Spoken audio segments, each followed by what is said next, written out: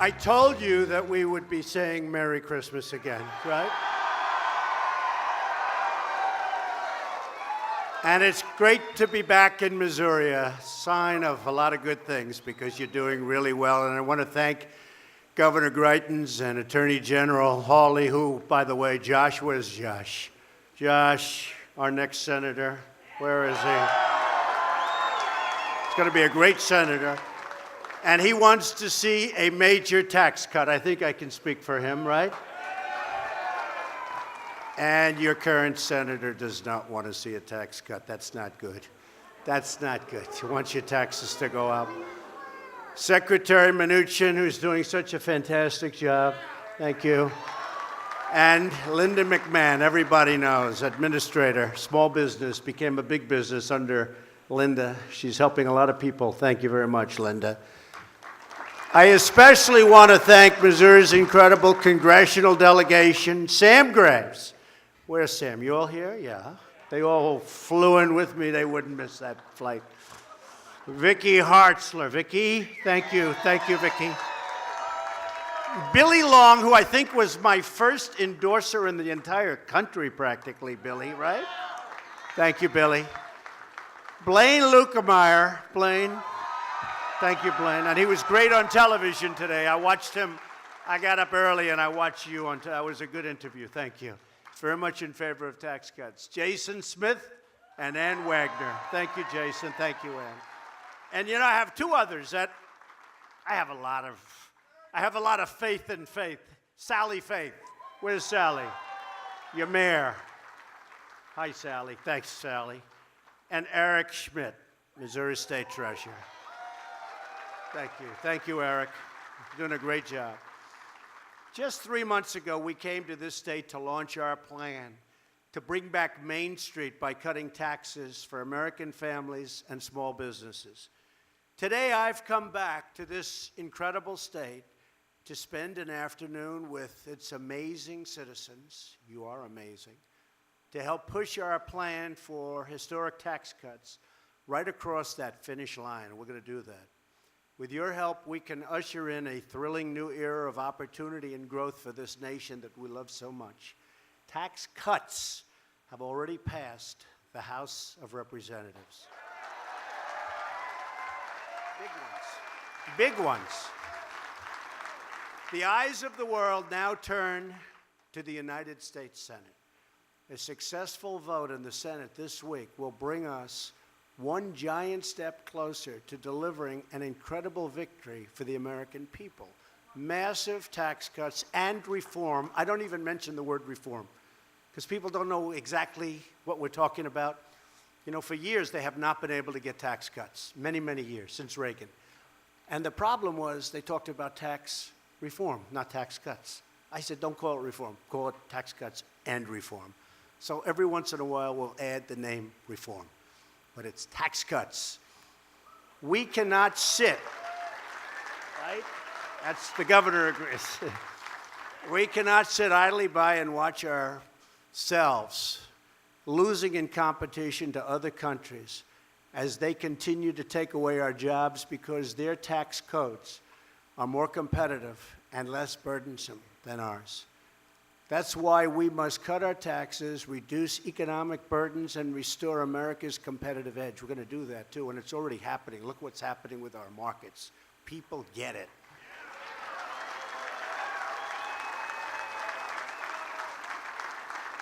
If we do this, then America will win again like never, ever before.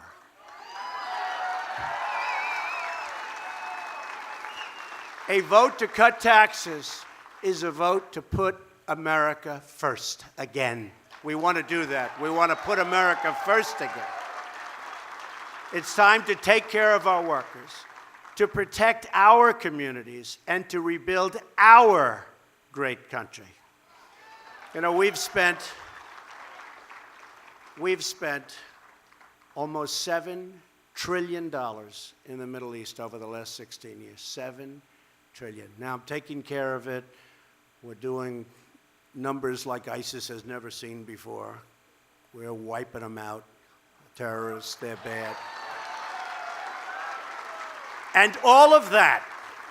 But we've spent almost $7 trillion. We could have rebuilt our country 4 times over. And we're going to start spending here. We're going to start spending here. And with that being said, we're going to protect our country, whether it's North Korea or any, but we're going to protect our country like never before. We're going to build up our military and make our product here and make our planes and our boats and our everything here. But we're going to build up our military.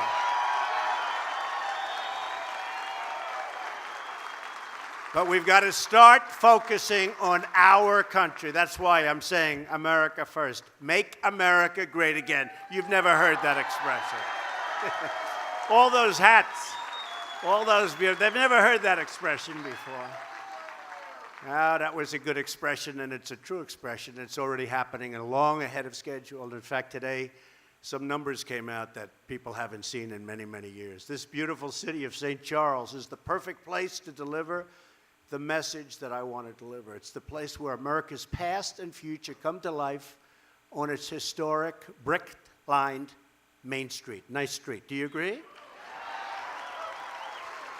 It was along these very streets that in 1804, the great American explorers Lewis and Clark gathered their final supplies before setting out on their very historic expedition of discovery. I have to say, I didn't really know that until 2 days ago. See, now the world is watching. Look at all the fake news back there.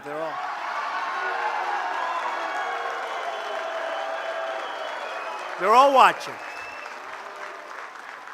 Today, more than 2 centuries later, a new generation of American pioneers begins its own adventure, gathering inside the startups and the storefronts of main streets across the country, blazing new trails into totally uncharted territory of business and technology, and once again, leading our nation into a future of limitless potential. It's what we have in this country. We have the greatest people. It's the greatest country. I love this country so much. Our country was not treated properly for a long time. We're treating it properly. We're treating it with love and with this. We got to treat it with this. And today, just as it's always been, Main Street is the heart of our economy, the soul of our community, and the birthplace of American dreams. But over the years, crippling taxes, massive regulation, and totally disastrous trade deals. Oh, the trade deals. Oh, I get a headache thinking about who made these deals. One after another. WTO, NAFTA, the wonderful deal with South Korea. Remember they said it's going to produce 200,000 jobs? And it did for South Korea. Didn't produce, we lost 200,000 jobs. It turned some of our businesses' main streets into empty ghost towns. You see what's happened. Now we have a once-in-a-lifetime opportunity to restore American prosperity and reclaim America's great destiny. We've already made tremendous progress, far greater than I would have thought. I will tell you this in a non-braggadocious way. There has never been a 10-month president that has accomplished what we have accomplished. That I can tell you. That I can tell you.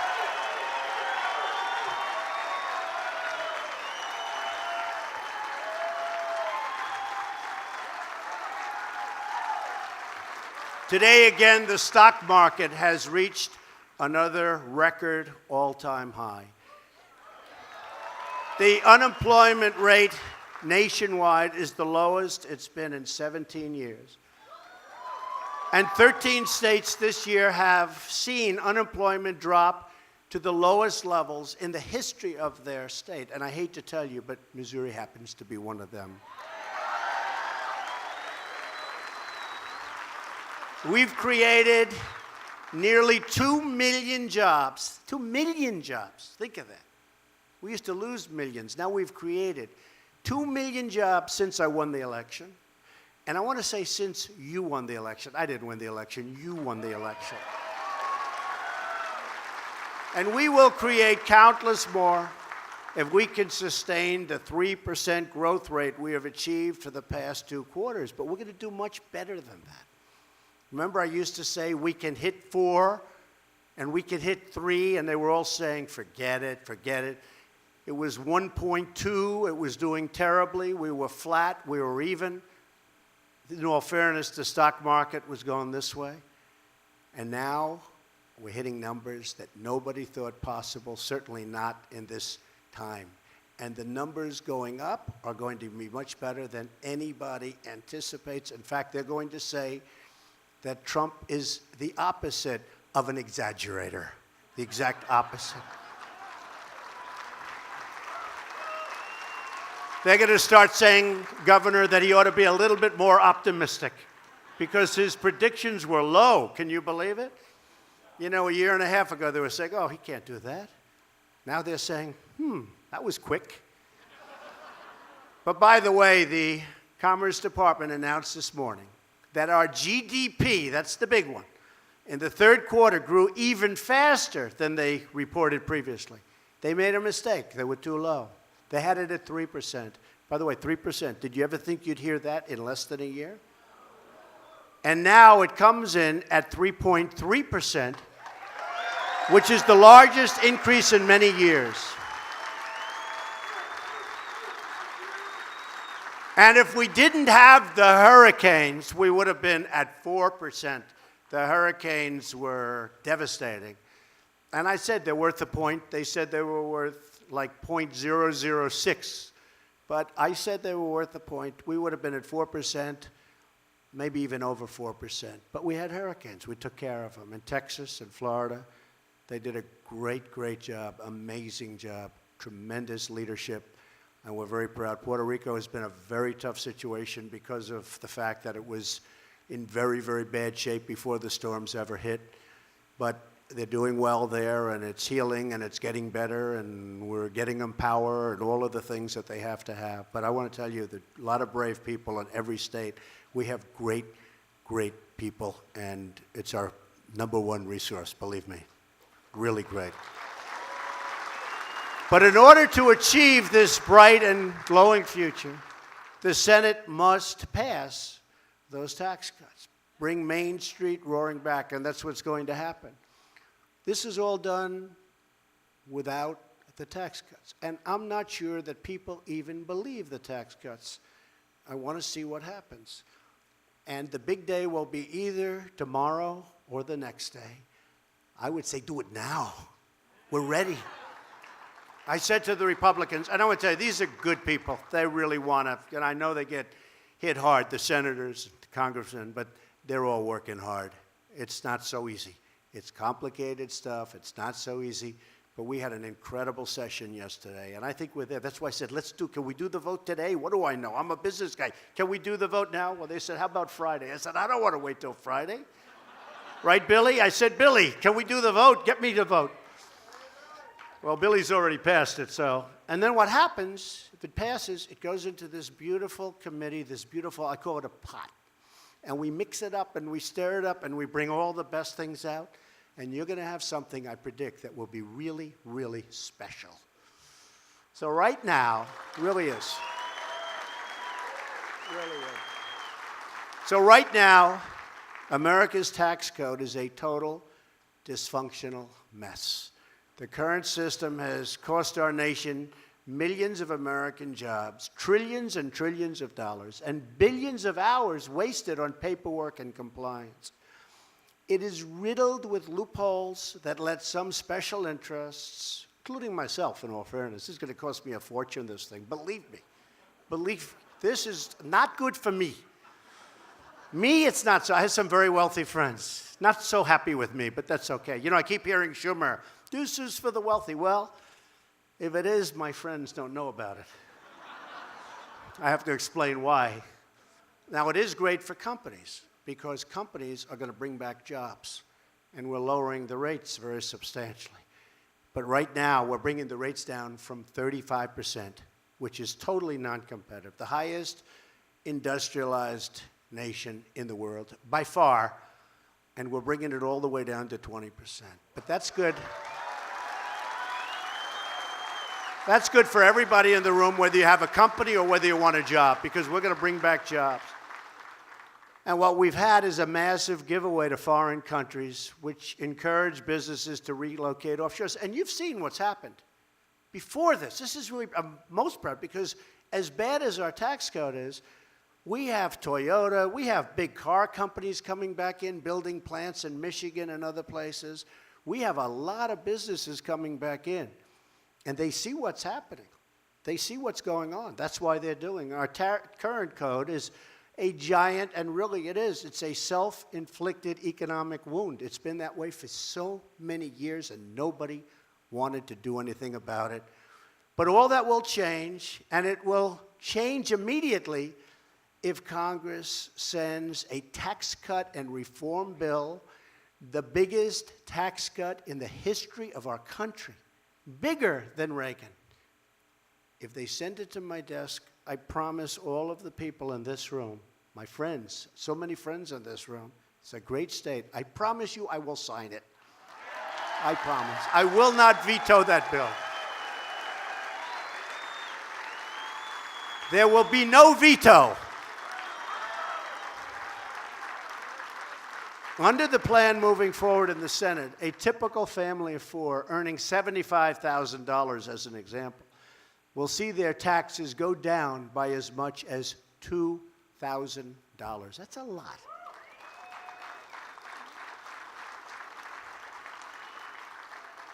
Now, we're doing that not just to help people. We're doing that because it helps our country. You're going to take that $2,000, and maybe you'll save some, and you're going to spend some.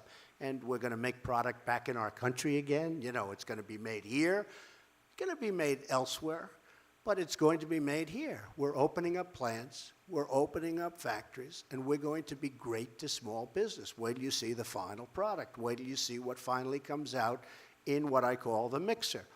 The beating heart of our plan is a tax cut for working families. That's what it is. We're going to make sure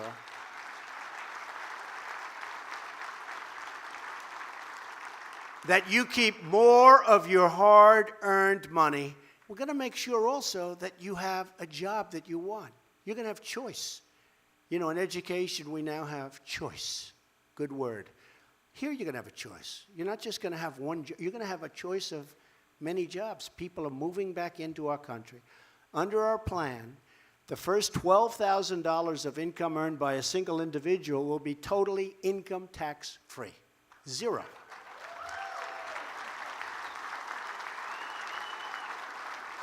And a married couple won't pay one dime of income tax on their first $24,000 of income. Zero. Our plan will significantly increase the child tax credit and make it available to more middle-class families, because the single most important investment our nation can make is in our children. Do we agree? You agree? You better agree. Families will also benefit from a new credit for other dependents, like a child in college or an elderly loved one.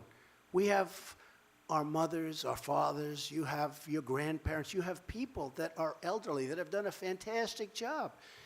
They've grown old. You want to help them.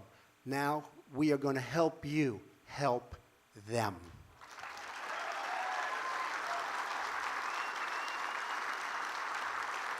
We're also going to eliminate tax breaks and complex loopholes taken advantage of by the wealthy. Who are they? I don't know. I think my accountants are going crazy right now. It's all right. Hey, look, I'm president. I don't care. I don't care anymore. I don't care.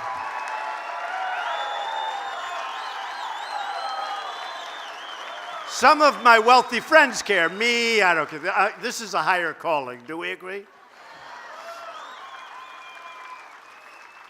As Hillary said, what difference does it make?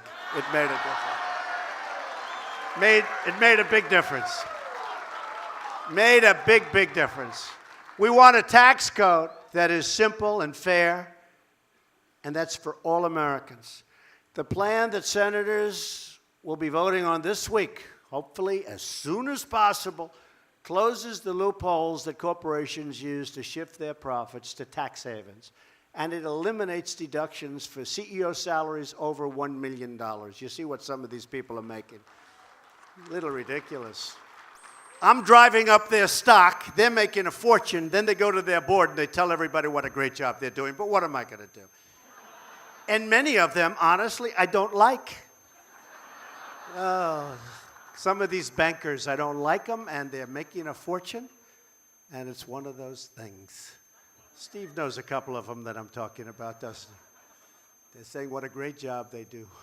Right now, anybody could do their job because we're making it easy for them. Because we're giving them a great and strong economy. And because we've cut regulations more than any president in the history of this country by far, and that's for full terms, that's not for 10 months. And it allows builders to build, and it allows farmers to farm. You know what I've done for farmers?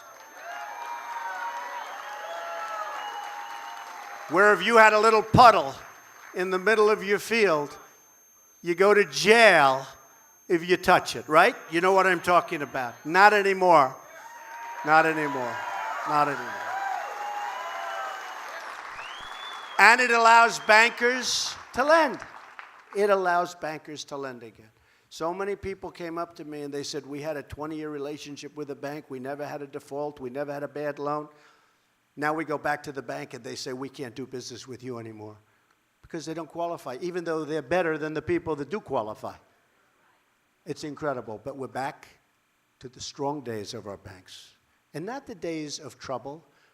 Pre that, we're back to the strong, where bankers can make loans and community bankers can make great loans to good people. You saw what happened recently where the certain agency or bureau that was causing so much trouble to lenders where they could not lend. They just couldn't lend.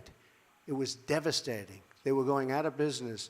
Well, we're taking care of that. We've already taken care of a big part of it. And yesterday you saw we won the lawsuit.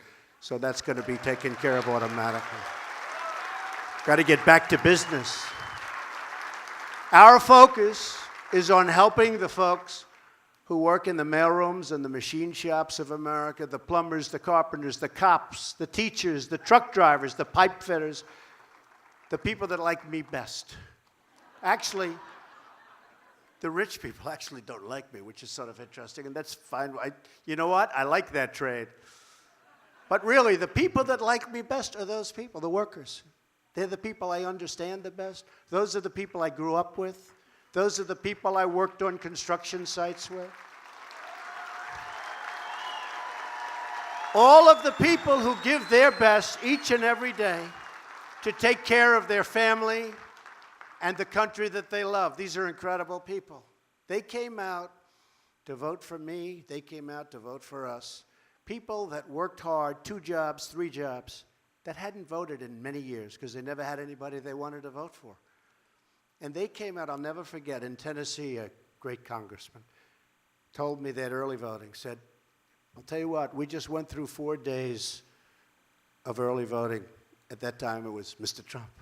Now they say Mr. President. But it was Mr. Trump. He said, and if the other parts of the country are like what's happening in Tennessee, people are coming from all over Tennessee. They haven't voted in years, and now they've got Trump shirts, and they've got Trump hats, and they've got Trump pence, and they've got everything Trump and Trump pence. And he said, I've never seen anything like it, and I've been a politician for a lot of years. And if it's anything like Tennessee, you're going to have one hell of a victory. It turned out to be a lot like Tennessee. So,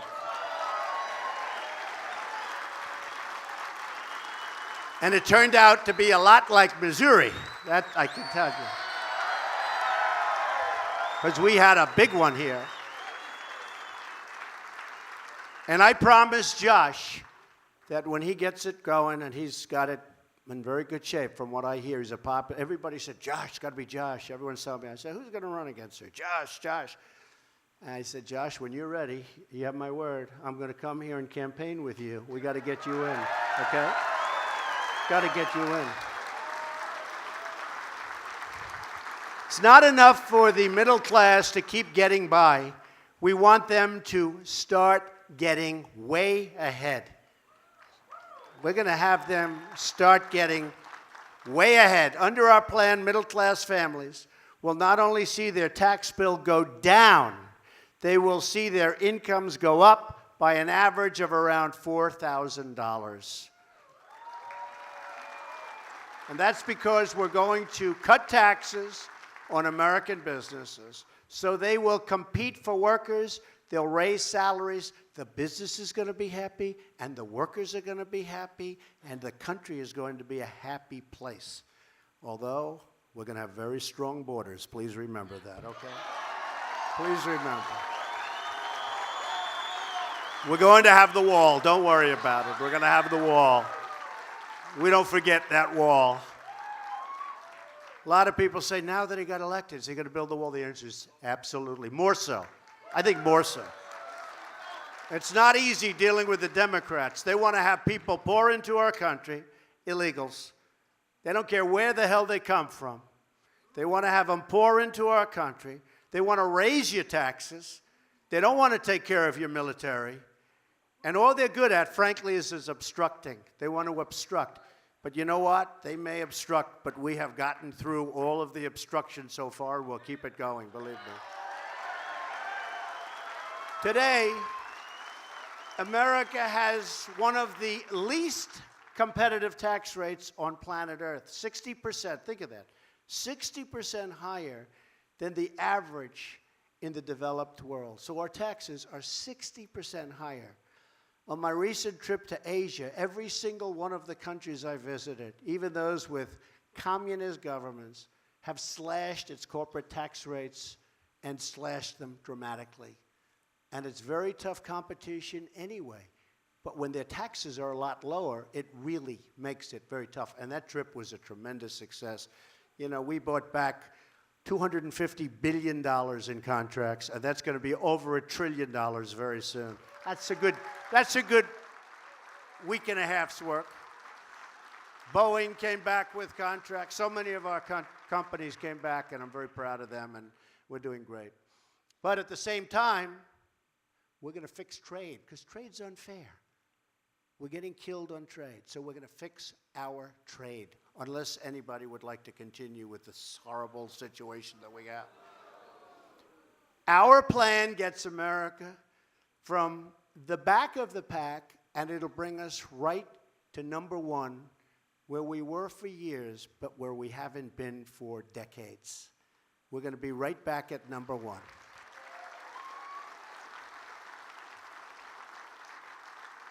And we're going to work on trade, but we're also going to work on military. When we defend nations that are very wealthy, and we do it for almost nothing.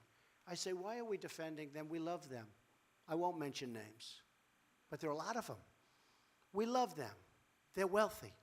One of them has a cash flow that they say is unsustainable. It's so large. Think of that. How would you like to have an unsustainable cash flow? They don't know what to do with their money.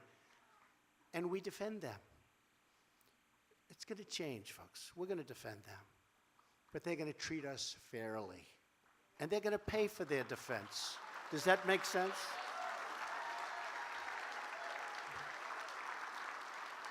And a lot of this was from many, many years ago when we defended a defeated country, and then they became strong and they became rich, and we just kept the same defense. What happened?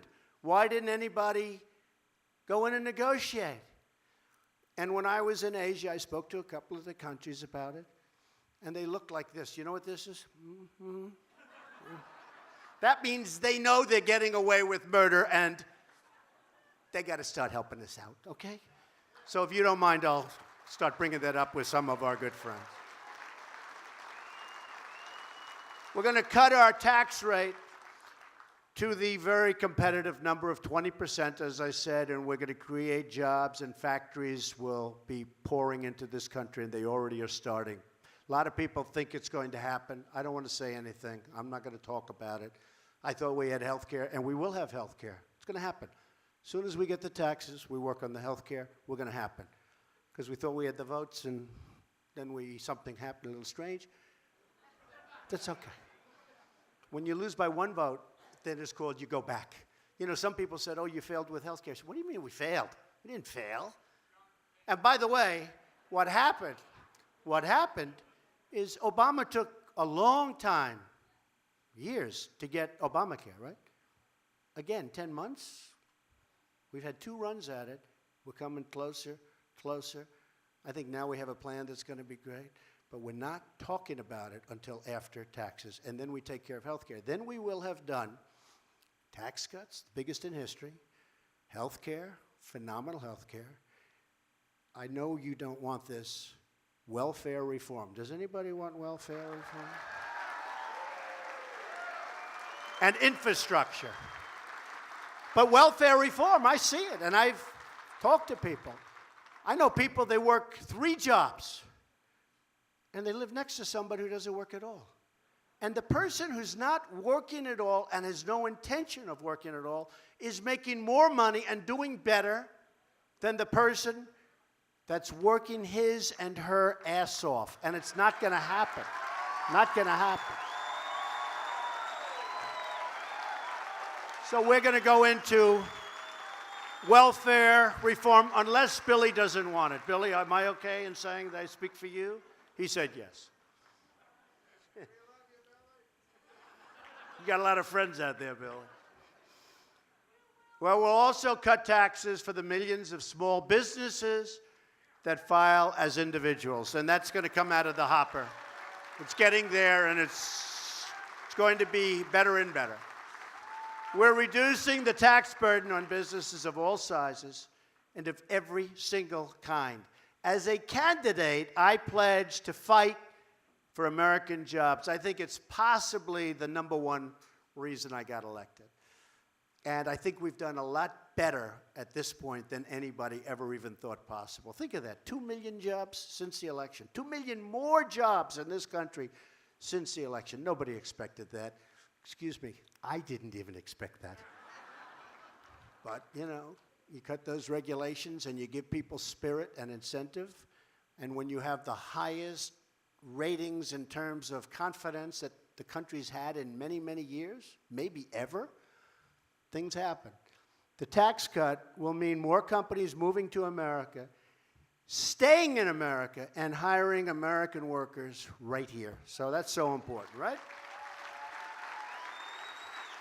Small business groups across our nation, retailers, restaurants, manufacturers, grocers, contractors, support this plan. We have tremendous support for this plan. Tremendous, because these massive tax cuts will be rocket fuel. Little rocket man, rocket fuel for the American economy. He is a sick puppy. Cassandra Pourlaire, where is she? Where's Cassandra? She's around here. Hello, Cassandra. I met you back there. She and her mother, Terry, hi, Terry, they own a jewelry store on Main Street right here in St. Charles. They make really beautiful handmade jewelry. I got to see some of it. I would have taken it in my previous life, but now if I do, they don't like that. You know? We're not allowed to take jewelry, right? But they make it right here in the heartland. It's beautiful. Our tax plan will ensure that Cassandra can keep growing her business, keep creating jobs, keep giving back to the community that she loves, and just make her more and more successful. I assume you like that, right? Good. Randy Schilling is also here. Where's Randy? Randy. Hello, Randy. He's the founder of OPO. That's an interesting name. It's called OPO Startups, and a member to dozens of small businesses in the St. Charles area. He's a mentor. He really mentors a lot of the businesses, and he's respected. He also did a terrific job renovating the old post office on Main Street, something I know something about, old post offices. Did he do a good job, by the way? I hear. They said yes, Randy. If he did a bad job, I'm going to stop right now. I'll just say, good luck, Randy. They said you did a good job. I know you did. Randy knows firsthand how the high tax burden is holding America's small businesses back. And our tax cut plan will unleash them to thrive like never before. He understands our plan, which will provide relief from the horrible, crushing, unfair estate tax, also known to many as the death tax.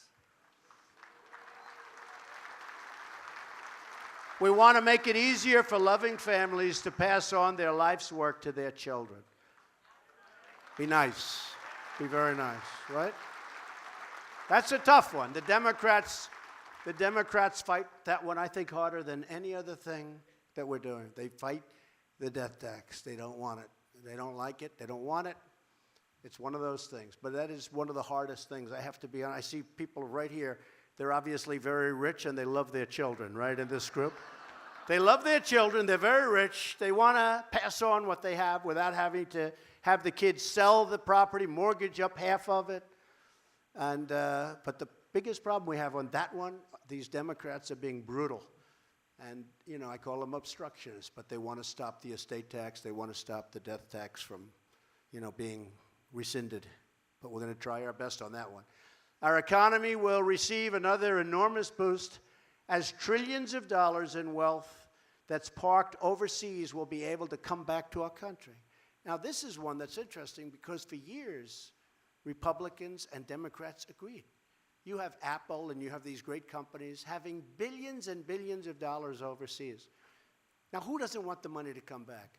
But to show you the lack of leadership that this country had in the past, the Republicans want it and the Democrats want it, and nothing ever happened. You could have passed that one easy.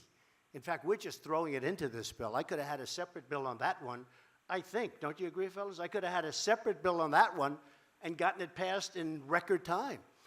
But I figured I'd put it here, because it is actually popular.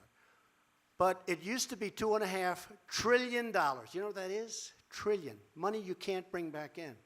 It's prohibitive, both in complexity and in the amount of tax you have to pay. So nobody brings back in. $2.5 trillion. But $2.5 trillion I've been saying for 6 years. I think now it's $4 to $5 trillion. All that money is coming back into the United States, and it's going to be invested in our country instead of sitting and helping others. We want our own help. It's sort of an easy one. Last year, American multinational companies left more than 70% of their foreign profits overseas because the current tax system penalizes them for bringing that money back home. They actually get penalized. Our plan switches to a territorial tax system that encourages companies to return their profits to America, right here to the United States, where that money belongs, going back to work for you. Territorial. If we want America to thrive in the 21st century, then we must stop running from the competition. And instead, we must start totally winning and winning and winning again. Remember when I used to say, we're going to win so much? We're going to win that the people of Missouri are going to go to your governor and they're going to say, Governor, please go see the president. We can't stand winning so much. Remember, I used to say that, right? I used to say it, and that's what's happening. That's what's happening. And then the governor's going to come to that beautiful historic Oval Office. He's going to say to me, Mr. President, the people of Missouri cannot stand all this winning. They don't want to win so much. They love the old way, where they had lousy job numbers, lousy economic numbers, lousy. They loved it. Please, Mr. President, please not. And I'll say, Governor, I don't care what they say in Missouri. We're going to keep winning and winning and winning and winning. Remember? That's right. I used to say that. I had fun with that. But we are winning. We're winning again. We're winning a lot bigger than anyone ever thought possible for such a short period of time. For too long, our tax code has incentivized companies to leave our country in search of lower tax rates. That happens. Many, many companies, they're going to Ireland. They're going all over. They're going all over Asia. But they're stopping because they now want to take advantage of what's happening and what we're about to pass, hopefully. My administration rejects the offshoring model. In other words, let's build a factory in another country. Isn't that wonderful? That really helps us a lot. Fire everybody, and let's build the product, and let's send it in without tax back into the United States. That model doesn't work for me. It never worked, and it shouldn't have worked for any of our other past presidents, believe me. Our new model is the American model. Call it the Trump model, where we build it here. As much as possible, we build it here. Simply put, our tax plan is anti-offshoring and 100% worker, 100% pro-America. Under the American model, we're reducing burdens on our businesses as long as they do business in our country. Okay? They do business here. Now, we love Mexico. It's a wonderful place.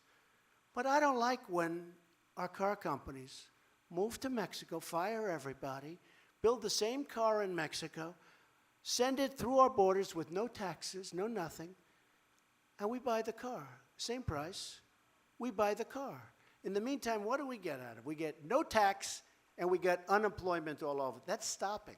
So now the plants are starting to move back. And now there's a price to pay when they do that little number on us. That's how we all succeed and we grow together as one team, one people, as one American family.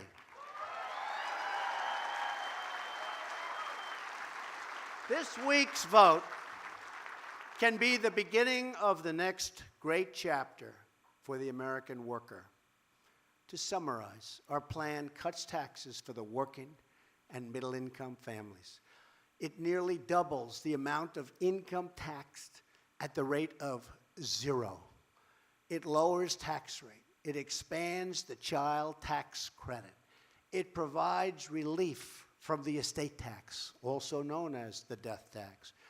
It cuts small business taxes. It reduces the corporate rate from 35% all the way down to 20%.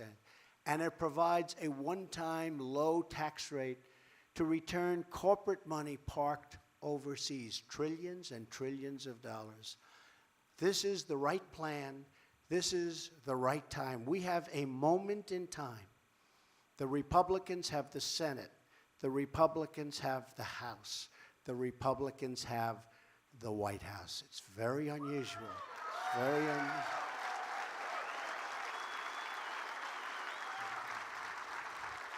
This is our chance to free our economy from our workers, from the terrible tax burdens. We have workers that are so burdened with taxes. We're freeing our workers from those terrible burdens. Republicans in Congress campaigned on cutting taxes. We also campaigned on repeal and replace. It's going to happen. It's going to happen. Take your time. It's going to happen. It's going to happen.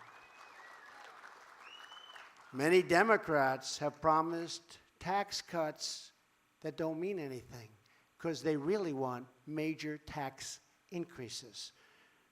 Senator Claire McCaskill, have you ever heard of her? Is doing you a tremendous disservice. She wants your taxes to go up. She's weak on crime. She's weak on borders. She's weak on illegal immigration. And she's weak on the military. Other than that, I think she's doing a fantastic job. But now comes the moment of truth. In the coming days, the American people will learn which politicians are part of the swamp and which politicians want to drain the swamp. If you make your voices heard, and call up your congressmen, and they've been terrific, and call up your senators, and they have been totally terrific. Most of them have been incredible. They really are. They're really friends of mine. They've been incredible. But it doesn't take much. That's why we need more. We need to have a larger number. But most of them have been incredible. But call your senators, call your congressmen, because we have no choice. We have to act. We have to act as a country. This isn't good for the Republican Party. This is good for the country. And that's ultimately what it's all about.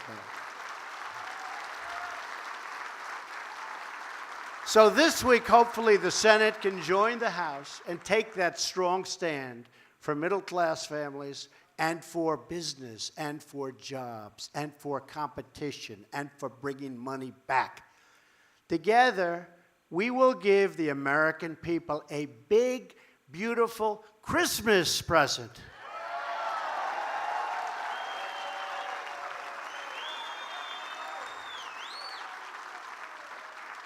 And remember, I was the one, when I was here last time, I said, we're going to have Christmas again. I was the one that said, you go to the department stores, and you see Happy New Year, and you see red, and you see snow, and you see all these things. You don't see Merry Christmas anymore. With Trump as your president, we are going to be celebrating Merry Christmas again, and it's going to be done with a big, beautiful tax cut. Thank you, everybody. God bless you. Thank you. Thank you, everybody. Thank you very much.